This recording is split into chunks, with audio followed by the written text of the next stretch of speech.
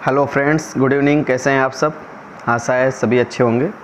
स्वागत है आप सबका हमारे यूट्यूब चैनल में, जिसमें हम रोज़ आप सबके लिए नए नए वीडियो लेके आते हैं, जिससे कि आपकी पढ़ाई में कोई रुकावट ना आए। और लॉकडाउन के चलते हुए बहुत सारे विश्वविद्यालय, यूनिवर्सिटी, कॉलेज सब बंद हैं और हो सकता है काफ़ी कॉलेजों में लॉकडाउन खुलने के पश्चात एग्जामिनेशन भी स्टार्ट हो जाए।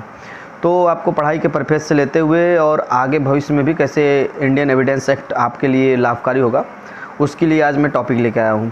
और आप टेंशन न लीजिए, आप लोगों के लिए सोचते हुए हमने ये डिसाइड किया है कि अब मैं अपना हर एक लेक्चर एक एक्ट वाइज पूरी की पूरी लेक्चर आपको प्रोवाइड करूँगा, जिससे आपको पढ़ने में आसानी हो और इजी लैंग्वेज में जो होगा, जो आपको समझ में आ सके और एग्ज़ाम प्रिपेयर से लेके कोई भी कॉम्पिटिटिव एग्ज़ाम में आप निकाल सकें।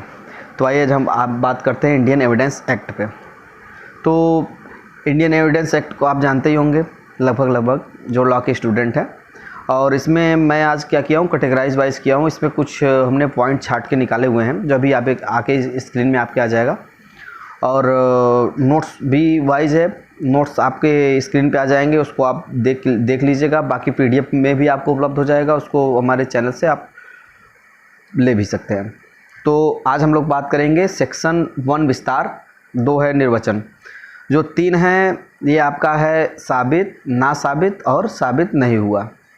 अब आप पूछेंगे साबित क्या है, तो चलिए, साबित वो है प्रूफ, जिसको ऐसे एविडेंस जिसको हम कोर्ट में साबित कर सकते हैं, उसको प्रूफ कहते हैं। जैसे कोई भी घटना होती है, कुछ होता है, जब उसके एविडेंस कोर्ट में प्रस्तुत किए जाते हैं तो कोर्ट उस पर देखती है कि कौन से ऐसे एविडेंस हैं जो साबित किए जाते हैं, मतलब जो साबित किए जा सकते हैं, ऐसे एविडेंस को साबित कहते हैं। ना साबित ऐसे एविडेंस जिसका केस से कोई मतलब नहीं होता, ऐसे एविडेंस को कोर्ट बाहर कर देती है, इसको कहते हैं ना साबित, नॉट प्रूफ।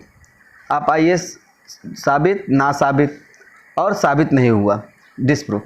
डिसप्रूफ वो है जो कि किसी भी तरह से, नॉट प्रूफ को एक तरह कह सकते हैं कि कहीं ना कहीं काम दे सकता है, कोई चांस होती है, लेकिन डिसप्रूफ जो होता है उसको कोई भी, हम ये कह सकते हैं कि कोर्ट से कोई उस मैटर से कोई भी रिलेवेंसी नहीं होती, उसको हम कहते हैं साबित नहीं हुआ। अब आइए, अब आते हैं सेक्शन 4 पे। सेक्शन 4 है उपधारणाएं। उपधारणाएं क्या होता है? उपधारणाएं 3 प्रकार से हैं, मे प्रज्यूम, सेल प्रज्यूम और सर्टेन प्रज्यूम। ये 3 उपधारणाएं हैं। ये जो सेक्शन हैं आपके, ये सब सेक्शन परीक्षा के उद्देश्य से महत्वपूर्ण हैं, परंतु अभी मैं इसको और कैटेगराइज कर दूंगा, आपको बताऊंगा कि कौन कौन से क्वेश्चन हैं जिसको पढ़ने पे आपको बेनिफिट्स मिलेगी और छोटे से छोटे तैयारी में आप इंडियन एविडेंस एक्ट अच्छे से निकाल सकें। तो आप सबसे पहले सेक्शन 3 पढ़ लीजिए, सेक्शन 4 पढ़ लीजिए अच्छी तरीके से। ये 3 और 4 आपके बहुत इम्पोर्टेंट सेक्शन हैं। अब 3 और 4 के पश्चात अब आइए आप, हम लोग आगे चलते हैं। अब आएंगे हम लोग, देखिए मित्रों, जो एविडेंस एक्ट है वो बेसिकली 3 पार्ट में डिवाइड है। फर्स्ट पार्ट है आपका सेक्शन 1 से लेकर सेक्शन 55 तक, जिसमें सेक्शन 11 अपवाद है। और फिर आपका सेकंड पार्ट जो होगा वो होगा 56 से लेकर 100 तक, जिसमें आपका जो एक्सेप्शन होगा वो सेक्शन 58 है। ये हमेशा याद रखिए, सेक्शन 1 से 55 तक सेक्शन 11 अपवाद है, एक्सेप्शन है, और 56 से 100 के बीच में सेक्शन 58 अपवाद में आता है। अब जो आम बोलचाल की भाषाओं में प्रयोग की जाती है वो सेक्शन 1 से लेके सेक्शन 55 तक है। अब व्यापार से जो संबंधित है वो आपका 56 से लेके 100, और आपका 101 से लेकर 101 से लेके 166 तक अपराध से रिलेटेड जो भी हैं वो आपके सेक्शन 101 से लेके 166 तक मिलेंगे। हम लोगों ने भी सेक्शन 5 देखा था। अब देखिए, सेक्शन 3 है आपका साबित, ना साबित, साबित नहीं हुआ। सेक्शन 4 है may presume, shall presume, certain presume. अब सेक्शन 5 है fact of issue. Fact in issue को साबित करने के लिए रिलेवेंसी ऑफ फैक्ट देना होगा। फैक्ट ऑफ इशू क्या है? फैक्ट इन इशू, कोई घटना घटित होती है, उसका तथ्य क्या है, किस कारण से घटना घटित हुई। जैसे मर्डर हुआ, मर्डर किस कारण से हुआ, तथ्य क्या है, दुश्मनी थी, कोई विवाद था, क्या था, ये फैक्ट है। अब उसको साबित करने के लिए रिलेवेंसी ऑफ फैक्ट देना होगा। रिलेवेंसी ऑफ फैक्ट क्या है? सुसंगत तथ्य। सुसंगत तथ्य का मतलब ये होता है कि उस तथ्य से रिलेटेड जो युक्त चीज़ें होंगी।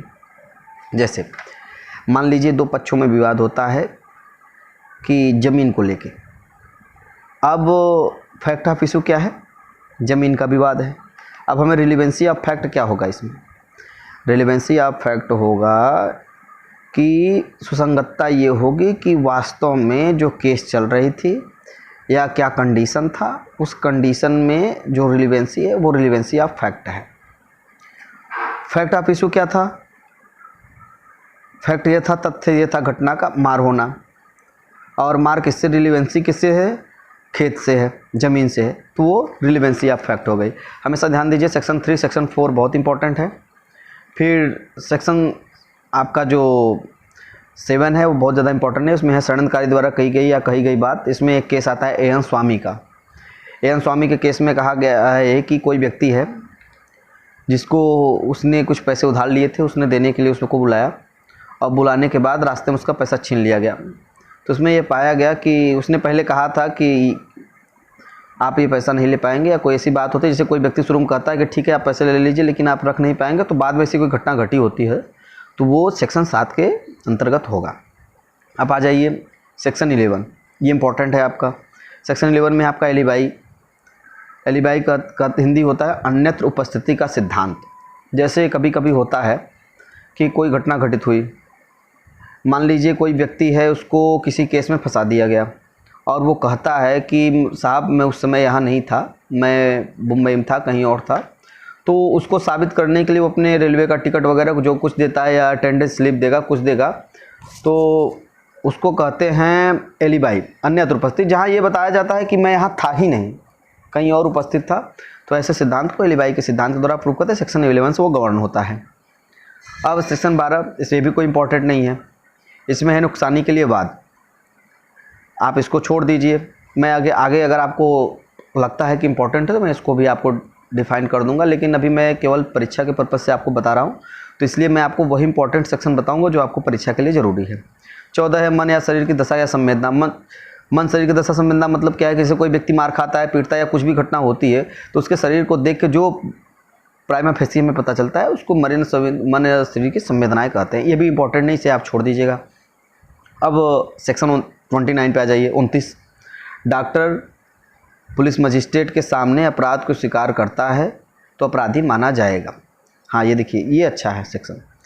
कोई व्यक्ति है कन्फेशन, ये कन्फेशन से रिलेटेड है। कोई व्यक्ति अगर कन्फेशन करता है किसके समक्ष? डॉक्टर के समक्ष, मजिस्ट्रेट के समक्ष या कोई पुलिस अधिकारी के समक्ष, वो अपने अपराधों को स्वीकार कर लेता है, तब ये माना जाता है कि उसने जो कहा वो सत्य है, वो अपराधी माना जाएगा।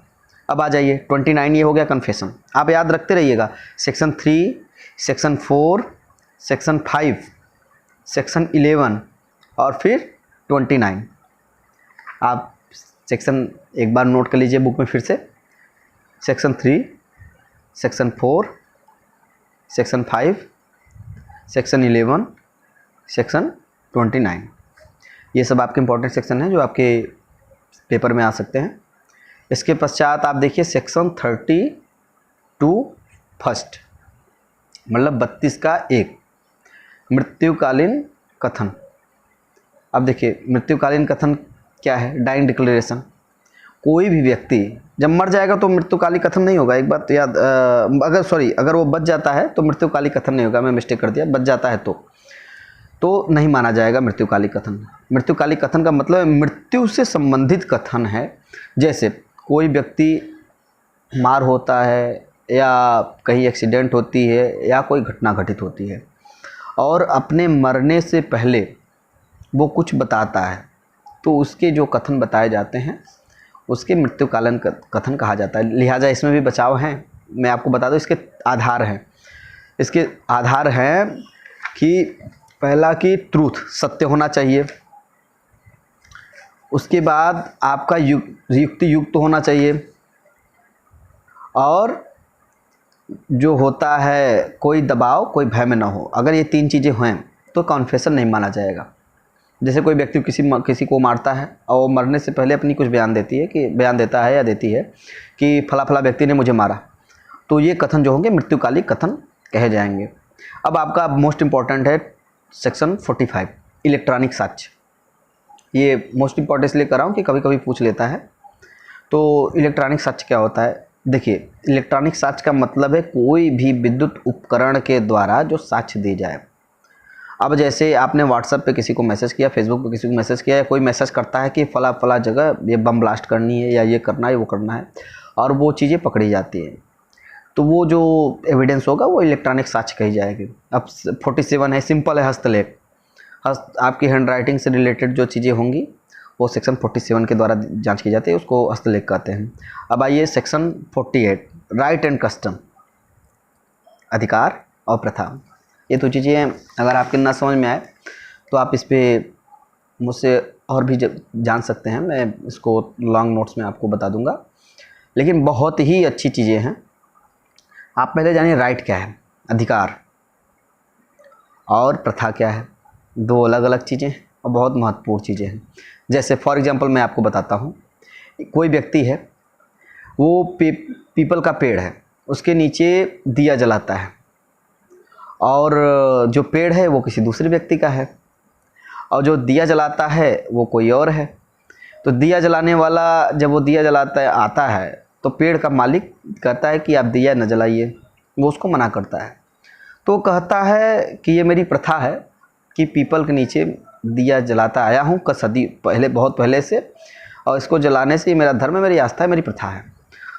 तो वो उस प्रथा हो गया। और जो मालिक होता है वो कहता नहीं, ये मेरा अधिकार है, मेरा पेड़ है, मैं नहीं जलाने दूंगा या इसको कटवा दूंगा, तो वो अधिकार हो गया। प्रथा के लिए एक चीज़ याद रखिए, जूरिस्प्रूडेंस में कहा गया है कि प्रथा जो है वो पगडंडी के समान होती है। अर्थात जैसे एक रास्ते पे बार बार आते जाते वो रास्ते पे निशान पड़ जाती है और वहाँ की मिट्टी एकदम साफ़ हो जाती है, उसी तरह प्रथा और रूढ़ियाँ होती है। प्रथाएं एक दिन में नहीं बनती, रूढ़ियाँ एक दिन में नहीं बनती, ये काफ़ी पुरानी होनी चाहिए, लोक प्रचलित होनी चाहिए, तब माना जाएगा कि आपका प्रथा है। तो ये आपको समझ में आ गया होगा कस्टम एंड राइट्स। अब देखिए, अब सेक्शन 42 से 45, ठीक है, ये आपके क्या हैं, सील कब सुसंगत होगा, इस पे क्वेश्चन है। सील का मतलब होता है चरित्र, या आप जान जाइएगा, ये चरित्र के बारे में है। अब इसको देखिए, मैं बहुत ईजिली कर दिया हूँ, एकदम आपको थोड़ा सा भी प्रेशर नहीं डालना है। बस आप एक चीज़ नोट कर लीजिए कि सेक्शन 42 से 45 आपने दिमाग में बैठा लीजिए कि ये सील से रिलेटेड है और कब सुसंगत होगा, मतलब चरित्र कब सुसंगत होगा। चरित्र पे कोई सवाल आती है तो 52 से 55 से गौण होगा। अब एक चीज़ ध्यान दे लीजिए, 52 और 54 सिविल कैरेक्टर है, और 53 और 55 क्रिमिनल कैरेक्टर है। ना समझ में आओ तो एक बार और सुन लीजिए, सेक्शन 52, धारा 52 और धारा 54, ये दोनों सिविल मैटर में जब सील पूछे जाएंगे तब काम आएगा, और 53 और 55 क्रिमिनल से रिलेटेड जब होंगी तब ये आपका लगेगा। तो मित्रों, ये आपका पार्ट 1 था, जिसमें मैं आपको बताया हूँ कि कौन कौन से क्वेश्चन इंपॉर्टेंट हैं, कौन कौन से आपको पढ़ने होंगे। अब एक बार मैं फिर रिवाइज कर देता हूँ, ध्यान दीजिएगा। सेक्शन 3 है साबित ना साबित। साबित नहीं हुआ, साबित वो है जिसको न्यायालय ने ग्रहण कर लिया है, ना साबित वो है जिसको न तो ग्रहण नहीं किया है परंतु पूरी तरह से नकारा भी नहीं है, उसको बाद में देखा जा सकता है, उसको ना साबित कहेंगे। और साबित नहीं हुआ वो है जिसको उस केस से कोई संबंध नहीं, उसको ना साबित में आएगा। उसके बाद अवधारणाएँ आती हैं कि क्या अवधारणा किया जाएगा, मे प्रिज्यूम हो सकता है, सेल्फ प्रिज्यूम होगा ही, ठीक है, और होना चाहिए, 3 चीज़ें हैं। और उसके बाद आपके आएंगी सेक्शन 5 कि विवादक तथ्यों को साबित करने के लिए सुसंगत तथ्य को देना होगा। तो मैं भी बता चुका हूँ पहले भी कि विवादक तथ्य वो है फैक्ट इन इशू, कि जो कि घटना के कारण उत्पन्न हुआ है। रिलेवेंसी फैक्ट वो है जो घटना को युक्तियुक्त बताती है कि इस वजह से हुआ है। तो ये आपके दोनों हो गए। उसके बाद सेक्शन 3 और 5 के बाद आपको आ जाना सीधा सेक्शन 11 पे। सेक्शन 11 ये है एलिबाई का सिद्धांत, आप कहीं अन्य उपस्थित हैं, उसके लिए आप जो प्रूफ देते हैं वो सेक्शन 11 में देंगे। फिर आपको 12, कोई बहुत ज़्यादा नहीं, 12 है नुकसानी के लिए वाद, कि किसी कारण किसी कोई नुकसान हुआ है तो उसके लिए आप वाद ला सकते हैं, वो सुसंगत होगा। ये सेक्शन 12 है आपका। अब आ जाइए सेक्शन 29। सेक्शन 29 में है कि डॉक्टर, मजिस्ट्रेट अथवा पुलिस ऑफिसर के सामने जो कन्फेशन आप करते हैं वो माना जाएगा कि आप अपराधी हैं। फिर आ जाइए सेक्शन 32(1), मृत्युकालिक कथन। मृत्यु से पहले आदमी जो कथन कहता है वो मृत्युकालिक कथन होते हैं। इसके आधार हैं कि सत्य हो, स्वेच्छा हो और युक्तियुक्त होना चाहिए। सेक्शन 45 इलेक्ट्रॉनिक चार्ज और 47 हस्तलेख। इसको ईजिली याद करिएगा, माइंड पे प्रेशर मत लीजिएगा, एकदम ईजिली याद करिएगा। फिर सेक्शन 48 राइट एंड कस्टम। फिर 48 के बाद आप इतना याद रखिए कि 52 से 55 सील कब सुसंगत, सुसंगत शब्द याद रखिएगा, सील कब सुसंगत होगा इस पे है, और एक गैप रहेगा 52 से 55 के बीच में। इसको सम संख्या में नहीं, विषम संख्या में। जैसे 52 के बाद 53 छोड़ देना है, 54। 52 और 54 सिविल, 53 और 55 क्रिमिनल। तो मित्रों, ये था मेरा वीडियो आपको इंडियन एविडेंस एक्ट पार्ट 1 पे, और आशा है अगर आपको अच्छा लगा तो इसके बाद में पार्ट 2 और पार्ट 3 भी, पूरी एविडेंस एक्ट के बाद मैं आपका इसके बाद CRPC, IPC और अदर जो कोर्सेस हैं उसके भी मैं आपको लेक्चर अटेंड कराता रहूँगा। और आशा है कि आप लोग प्रिपेयर करके अच्छे मार्क्स उठाएंगे। तब तक के लिए आप सबको धन्यवाद, नमस्ते।